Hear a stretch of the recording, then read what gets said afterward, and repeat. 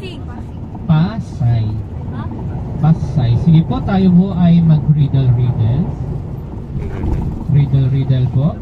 What has to be broken before you can use it? Letrang C po.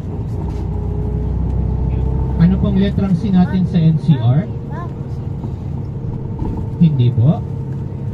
Hindi rin po.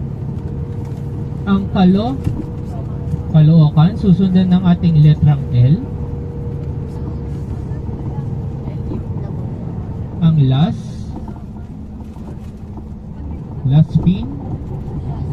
pin niya, susundan ng ating anim na letra. 19, 18, 60, 1. Pinulit ko po.